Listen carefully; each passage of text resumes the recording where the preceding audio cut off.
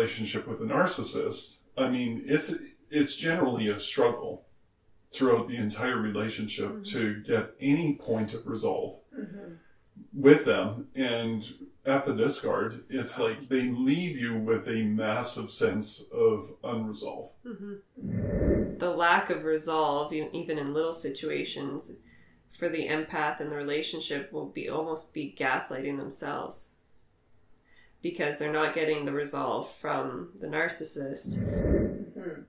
And the empath on the other side typically will assume and take more responsibility because they want to feel resolved. And so you're giving more in that area. But it's not being reciprocated and it's not coming back. Typically they will use your acceptance of your responsibility as leverage for them to be able to blame you and for you to be at fault even more. You're taking ownership, you're being courageous, you're an empowered human when you're doing that. And then the narcissist will take that and use it against you. They're hoping you don't heal. They're hoping you don't get this resolved, because that keeps the line open to you, because they don't ever want to cut the cord with you, because they never want to cut off that supply. If you had a meaningful relationship with this individual in some way, they don't want to lose the potential to re-tap that supply. Their ideal is to leave you deeply wounded, so that, you know, they can come back as the savior for that wound.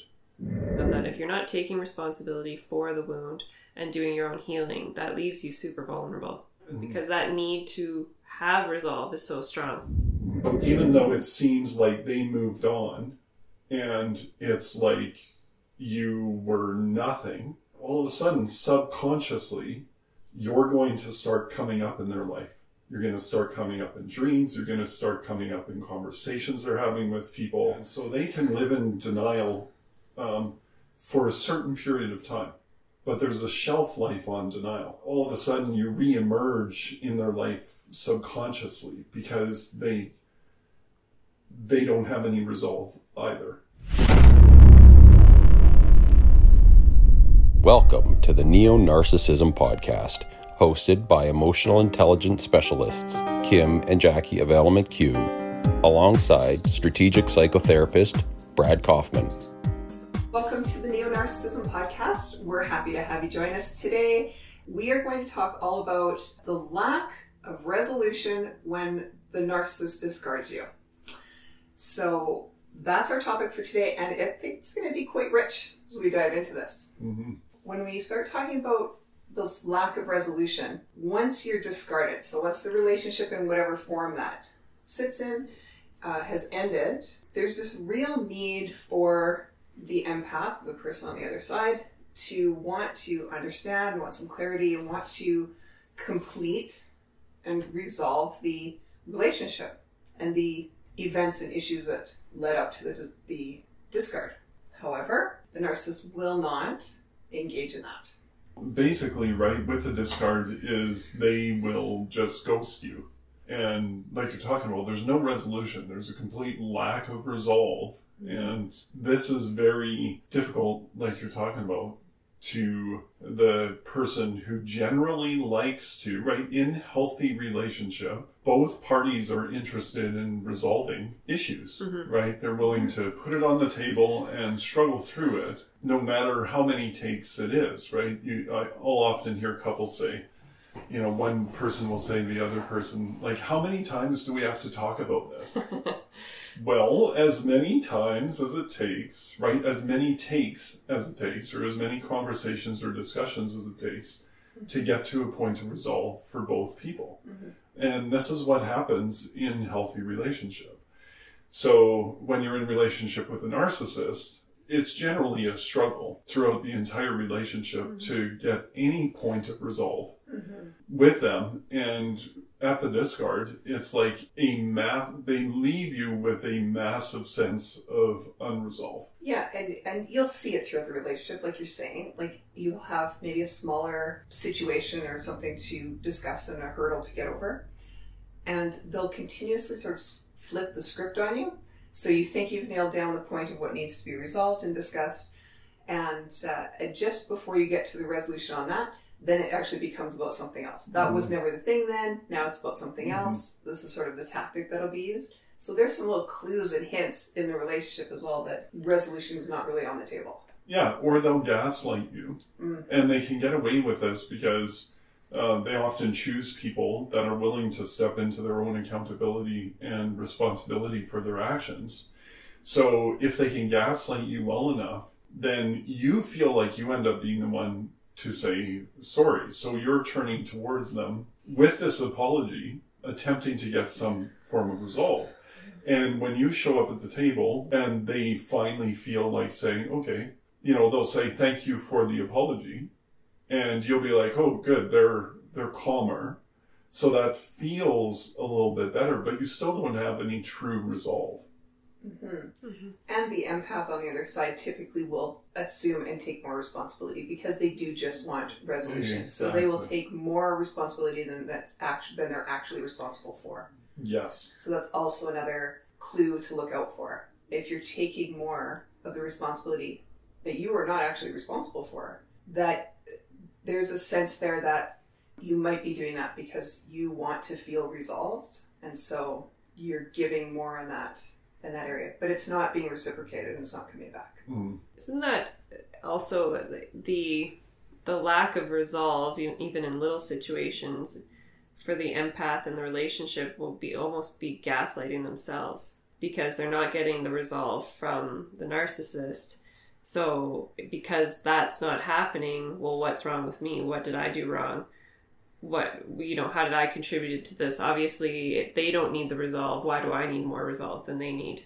See, there's that sense of over-responsibility. Yeah. Now, you've both seen the diagram that I draw with this. I typically draw one circle, and then I put a plus sign underneath that, and then I put another circle underneath that. So it's your actions plus the other person's actions equal an interaction.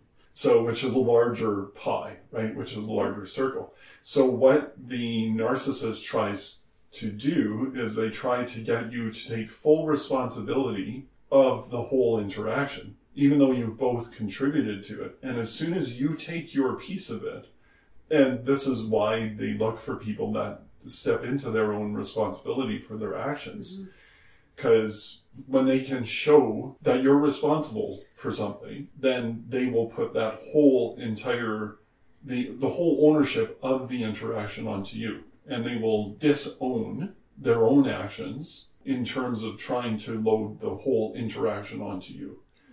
So when you step up to take that ownership, then they feel like they're left off the hook. And typically they will use your acceptance of your responsibility as leverage for them to be able to blame you and for you to be at fault even more. So, Yes.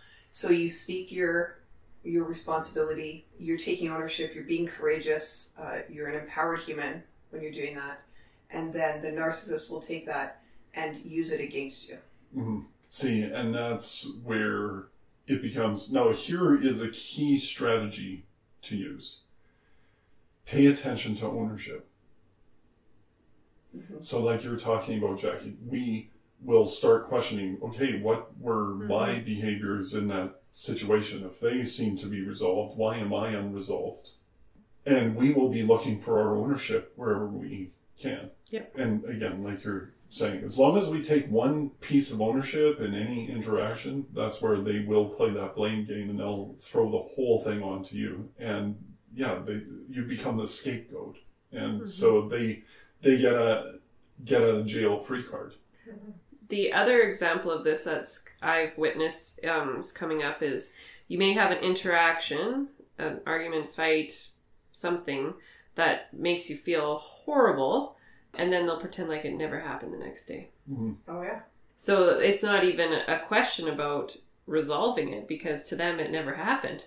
Or they're pretending like it never happened and you're just left like, was that it? Because then you're questioning the whole event. It's not even about taking responsibility. To me, it's like, did that actually happen? because it felt like a big deal to me. I had a huge emotional response to it. It feels unresolved. I would like an apology, or, you know, do I need to apologize? And how can they just act like that never even happened? So it's as if in that moment, though, the reason why they can do that is because they've gotten their feed. I think that's part of it, right? They've gotten their feed. So they're all filled up. They've got all their nutrition they need from that event, from that big explosive argument and the pain that's been left sitting there. And so they likely feeling really great. Yeah, because we can't project our experience onto the situation, or that we're having in the situation, onto what their experience was in that situation. Yeah. Right. They might have actually been in a manipulative headspace, and they might have been pressing right into and trying to get you to react. They might have been pressing you to actually have that level of intensity for whatever reason, like Kim saying, either for a feed or some sadistic type motivator. Yeah, a sense of that destruction that we've talked about, right? So, yeah. So I do think they can feel a little bit filled up with that, and then it's just done. Yeah. Like that's the purpose of that sort of argument or event that gets really dramatic. Yeah. And then where's the concern for the other person?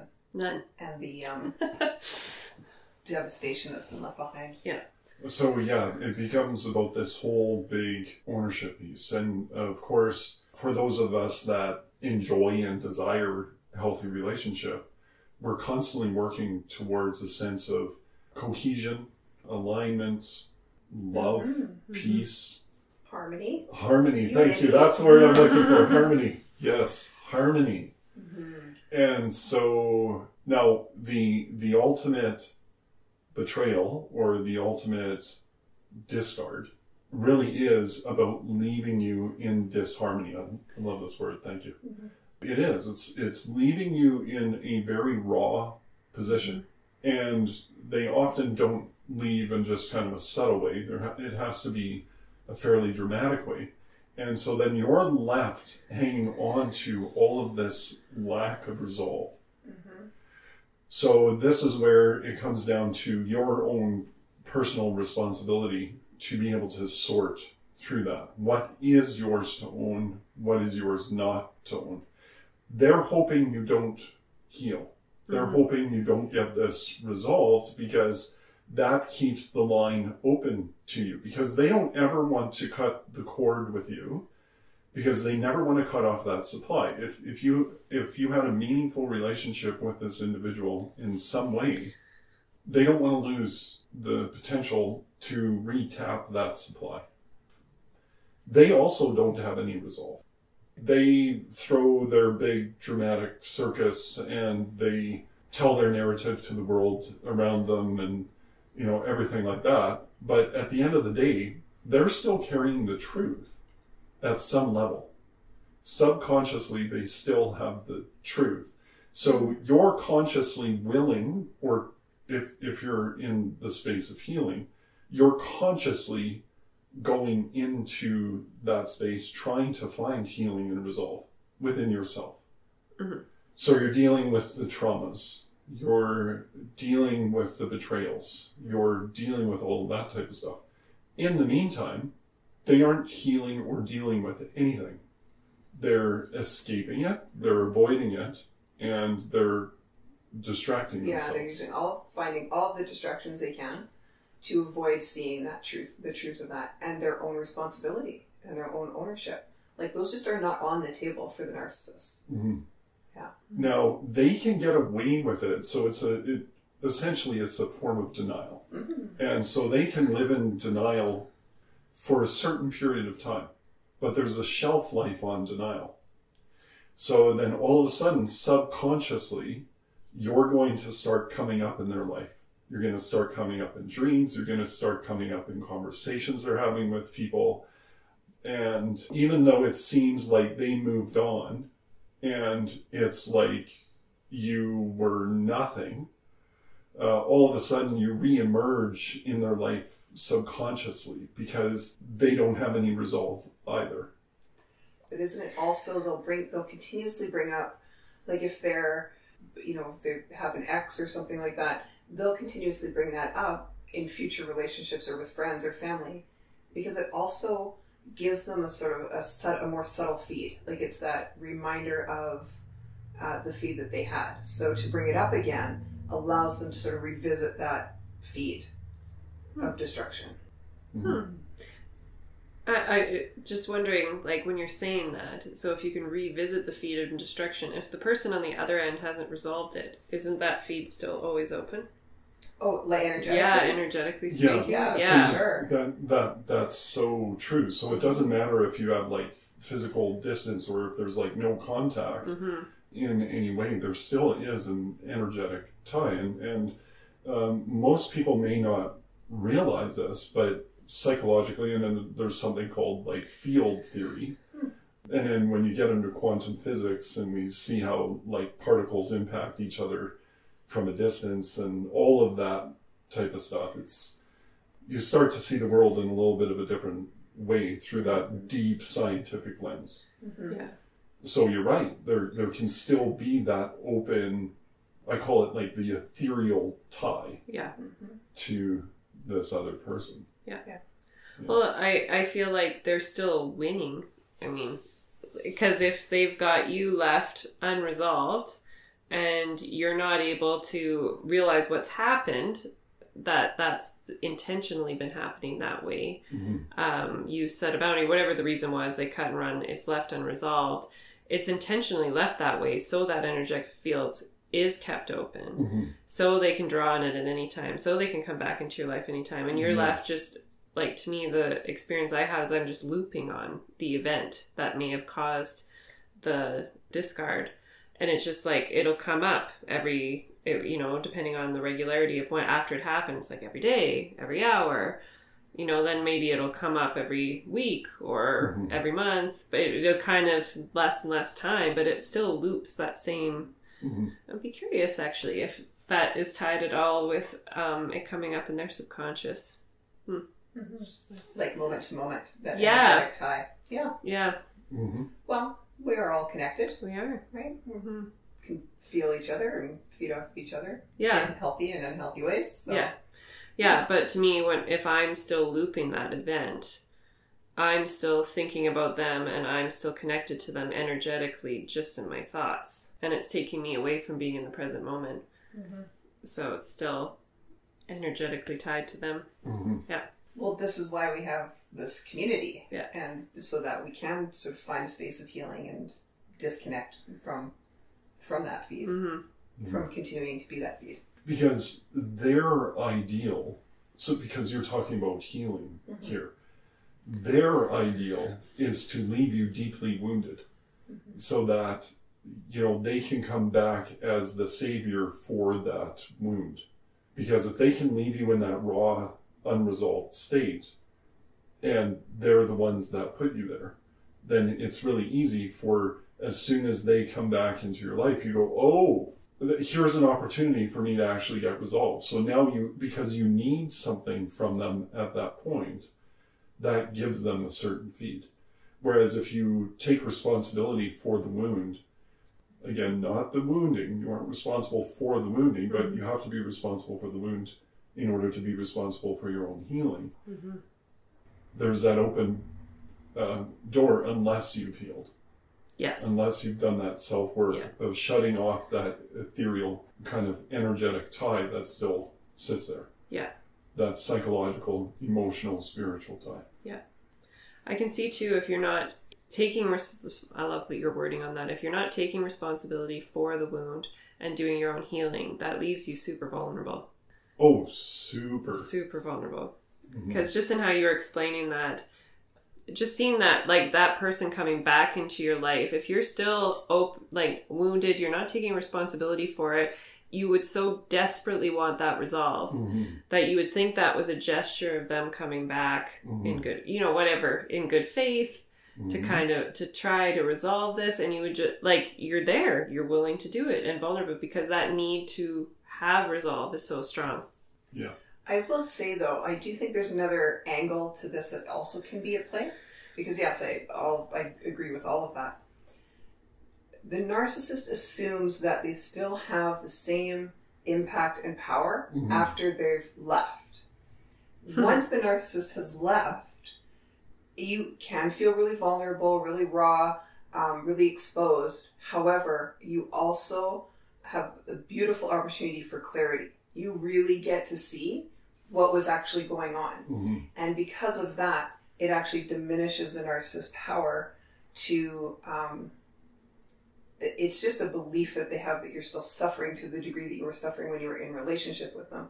But when you are not in relationship with them, you already are there. You might feel a sense of relief and a sense of guilt for that relief that they're not there. And that in and of itself actually already diminishes the power that the narcissist has, because you have some clarity once you have that distance. So they believe that they're still having impact, and they are if you're not doing your healing. Mm-hmm.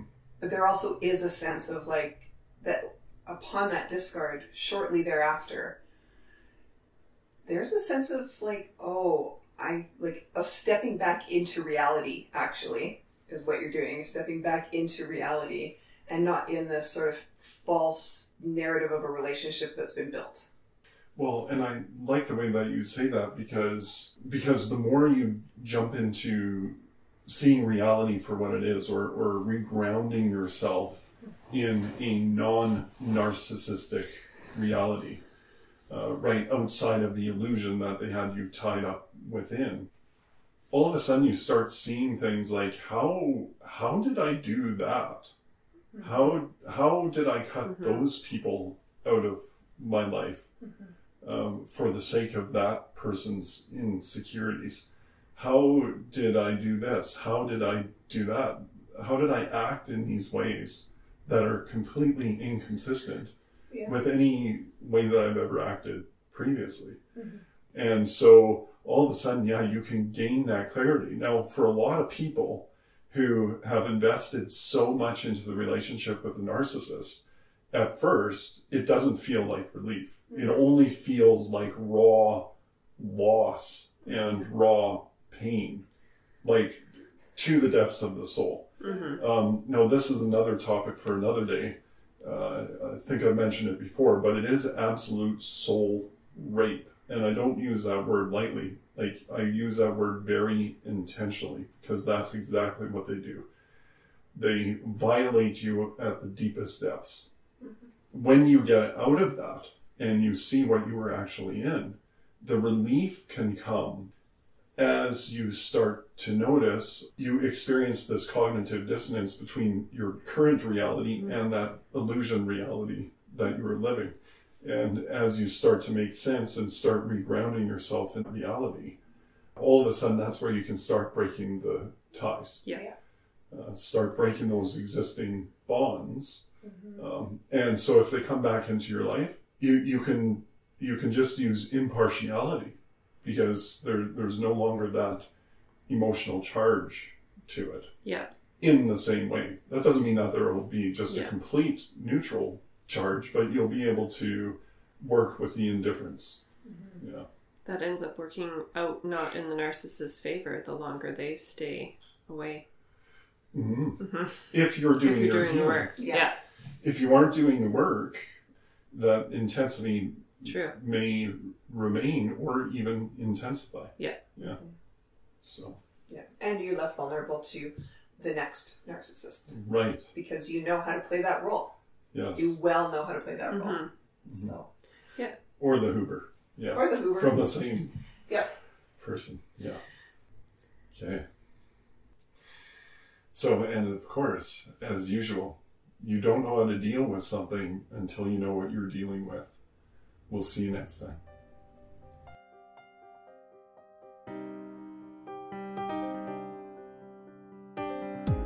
Thanks for listening to this episode. If you have any comments, please leave them below. And remember to subscribe to our podcast